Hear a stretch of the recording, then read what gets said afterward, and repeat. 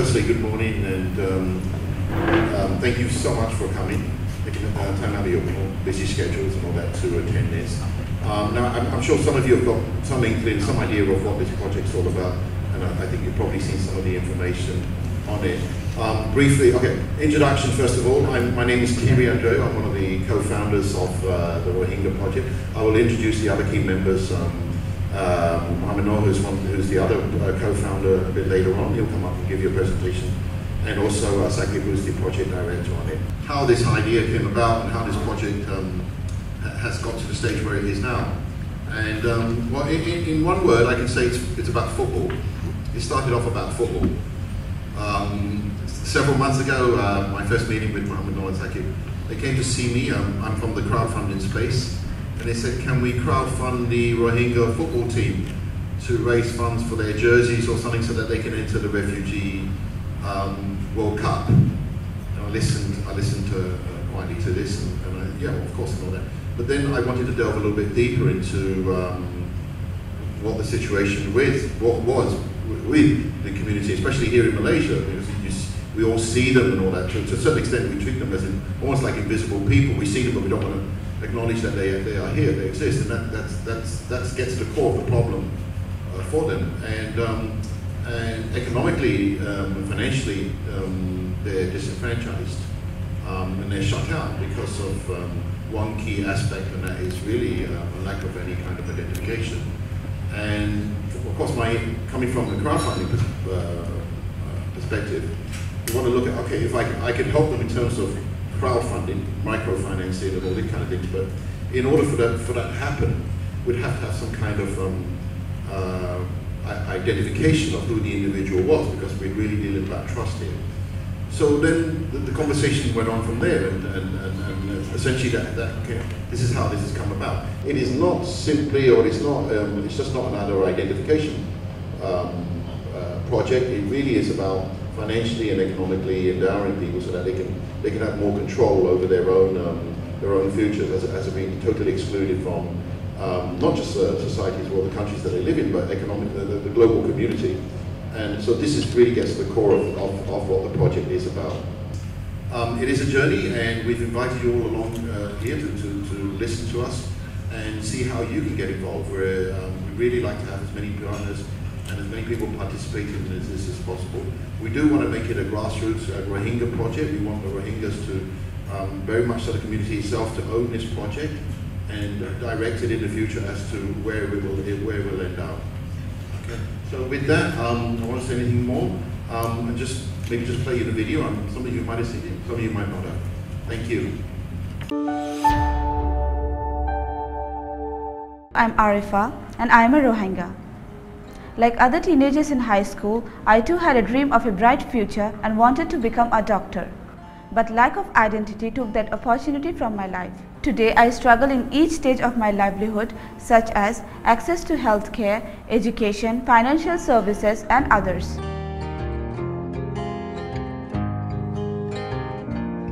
Rohingya Project is a grassroots initiative to empower Rohingya people from all around the world by providing identity and opportunity. Phase 1 of the project is to register 1,000 Rohingya from all around the world and provide them digital identity.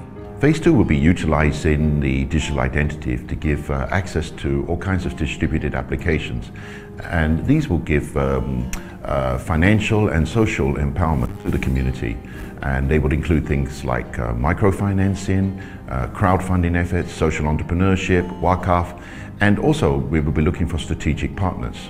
This project will be a game changer for Rohingya and can be a model for other stateless people around the world. That's why we need your support.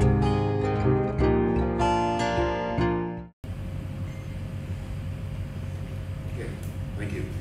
I'd like to call on Mohammed Noor to give his speech on the project.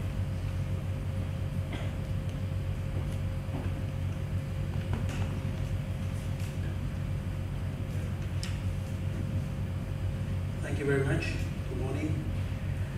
Ladies and gentlemen, brothers and sisters, I'm Mohammed Noor, and First of all, I'd like to thank to Brother Kerry and Brother Sakib and all who made this possible today and this project to this stage.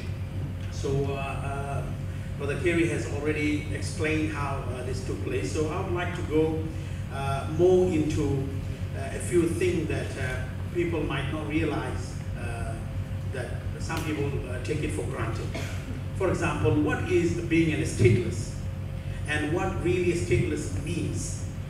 When there is a statelessness, then we are talking about eliminating people that do not exist, neither in document, neither on the map, neither on anything, but they really and physically do exist. So being a documentless, it's extremely difficult for anyone to do anything that anybody take it for granted, like simple going to a clinic, going to hospital, doing any kind of treatment, or going to education, or even buy something that you require your identity, that you, the minimum thing that you're supposed to do, you can't do it. And most importantly, now we are getting into many different type of statelessness.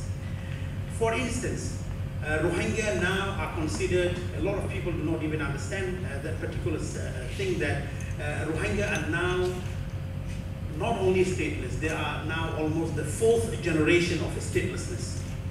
We are only talking about the 1st generation of statelessness, those who are forced to flee from Burma, who have been ripped off their citizenship and many other things.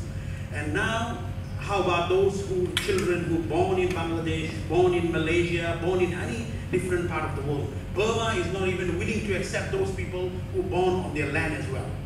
So, I mean, a lot of us and most of us know that the Rohingya, how Rohingya has been persecuted and how the image of the Rohingya is being, and how Rohingya is being excluded. So today we are not talking about the sorrowness. Today we are not talking about how Rohingya being so painful and went through so many painful. Today we are trying to put a smile to the Rohingya face that have been crying for decades. This is a hope, a light of hope, a ray of hope. So how these things can happen is that when, and something very sad that today that anybody take for granted, if a child is being taken away from mother, let's say in any country of the world, they can easily say this is my son and this is my daughter and I can prove it. Rohingya today, if a son of a Rohingya is being taken from mother, mother cannot prove that this is her child because they are not documented. A husband cannot prove that this is my wife. A wife cannot prove that this is my, forget about this is my house, forget about this is my car, forget about any other things. And not getting, and being human of 3.5 to 4 million people who have been alienized, who have been almost eliminated from every part. Burma once made it into a statelessness. Now people are having difficulty in many different, let alone traveling to one country to another. But now they cannot even access their, if there is any maternity, if there is any kind of emergency medical, they cannot, because they cannot even prove themselves who they are, that this is their face, this is their name, this is their age. A personal information is being taken away on this bureaucratic world that where documents are more important than the physical human being. So now, through this identity and opportunity project, what we are hoping to achieve is that how can we address this? Because Rohingya has been persecuted for many, many decades, and Rohingya cannot wait until things to happen. So we are making things to happen now. And this is one of those things that is happening today. So that could be a revolutionary movement, could be a revolutionary step towards digitalizing, so at least some basic facility that can be provided to the Rohingya community worldwide. For instance, opening up a bank, a brother want to send money to another brother, or maybe receiving it, and so on. And in many, all those things that is possible. So by using this, which Brother Kerry has mentioned, blockchain technology would enable us in many different aspects of life. So I would like to conclude. I will not go into more detail of this, I'd like to conclude saying that sometimes we feel so sad that now states are giving citizenship to animals, to birds, to reptiles, to even robots, and human beings are left alone like us. We also has the right to live a dignified life like anybody else. So help us to be a dignified person. Thank you very much.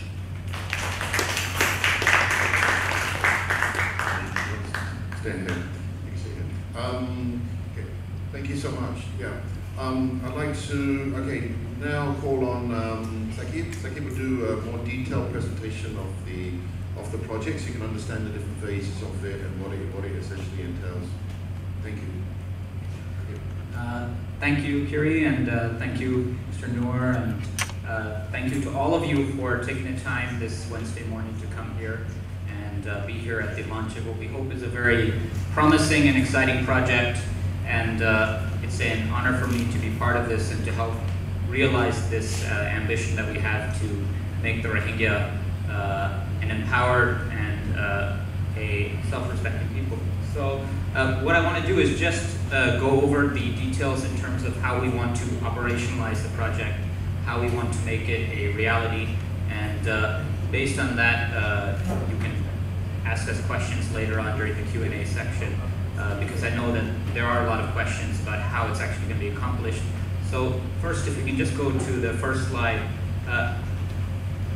It's just to give us an idea of the scale of the problem. And the scale of the problem in regards to statelessness and lack of documentation is a number of 1.1 billion. And now that means that 1.1 billion out of the entire world's population, roughly 1/6 of the world's population, doesn't have these basic form of documents that we're talking about. Out of that, we have the Rohingya population, which numbers over 3 million, who are largely undocumented. And this isn't a very appealing topic to the media because they choose to focus on the humanitarian crisis, the conflict, and delve into that. The idea of statelessness doesn't draw as much headlines. And what we want to do with the project is put the issue of statelessness front and center and make it the focus. Because once the conflict dies down and the media looks somewhere else, the Rohingya will still be there, and their daily struggles will still be encountered by the majority of the Rohingyans. So how do we deal with that? And what we want to do is a proactive solution to the crisis rather than a reactive one. So we can move forward.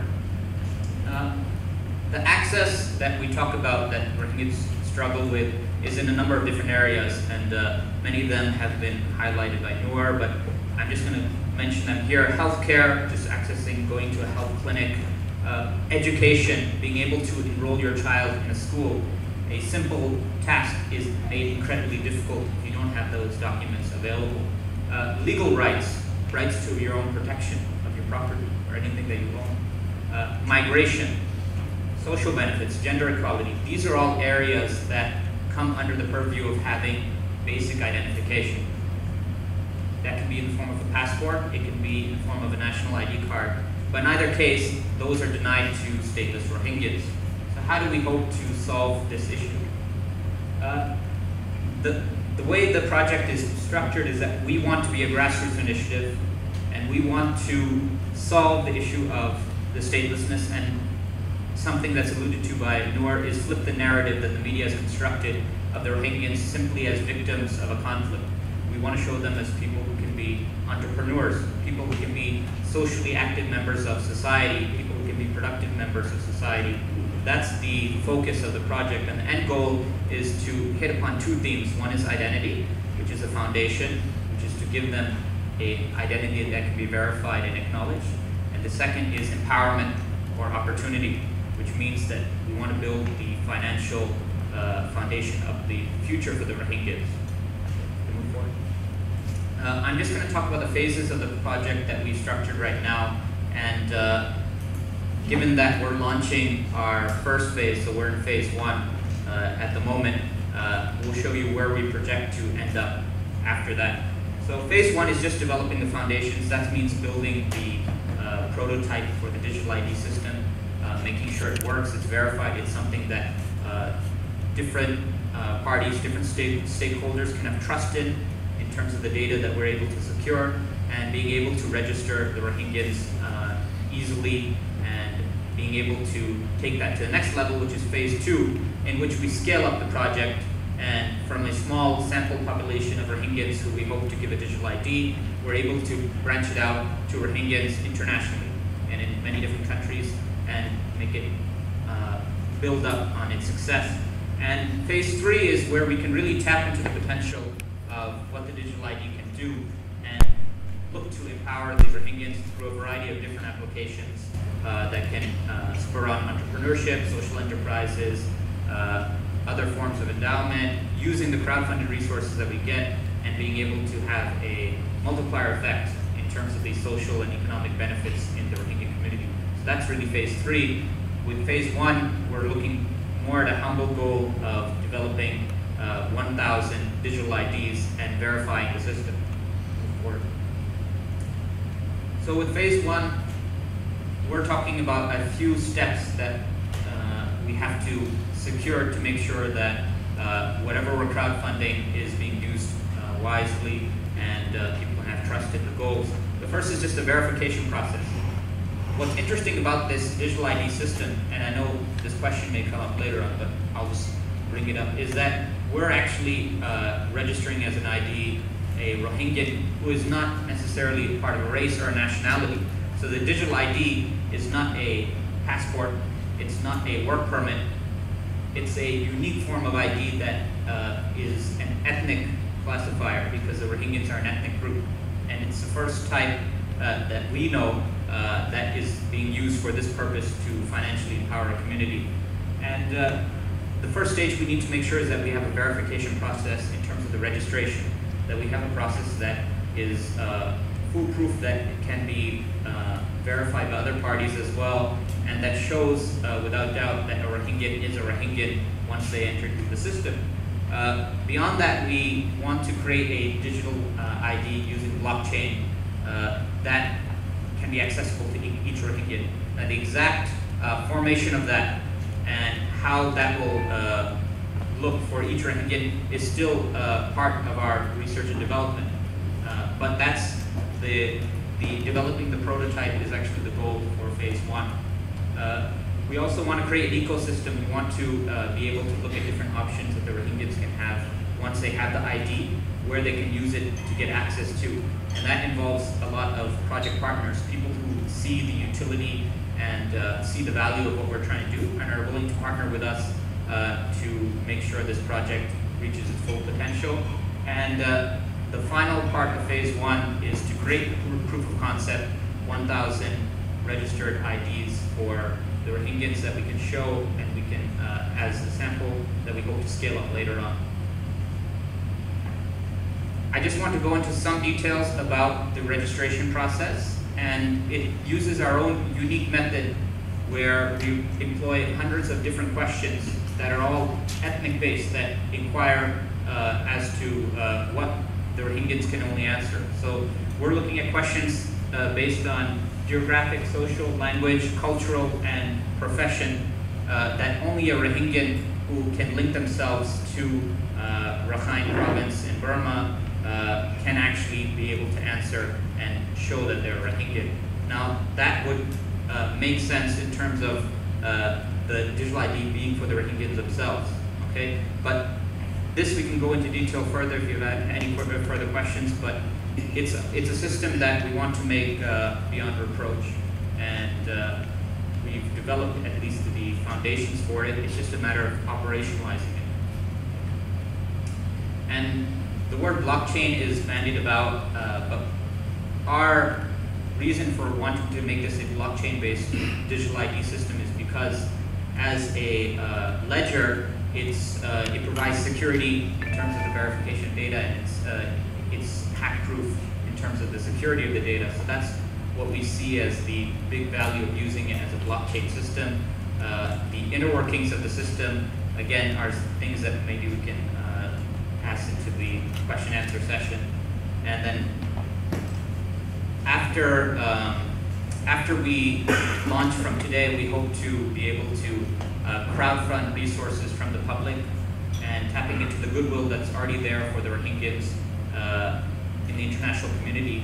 And through that, we want to develop at least the stage for phase 1, which will be for 2018, starting January. And we want to create a robust and verified automation system for ensuring that the Rohingyas can be registered. From there, we want to build it into the actual physical digital ID that the Rohingyas can use. Okay. Beyond that, I'll just end on one point where if you can just go for it. Yeah. This is just to repeat what Noor said. We want to bring back dignity to the Rohingyas as a member of the human race and give them access to services that we take for granted and that we, as citizens of any country, enjoy on a daily basis, but they're not able to. So using that as the foundation, we want to scale it up and give them a hope for the future. So on that note, I'll leave it here, and I'll pass over to Kieran. Thank you so much. That basically concludes it, but before we go to the questions and answers, I'd just like to call on the chairman of ATAPLUS, Tansri Noor, just to say a few personal words, if you can, Tansri. Thank you so much.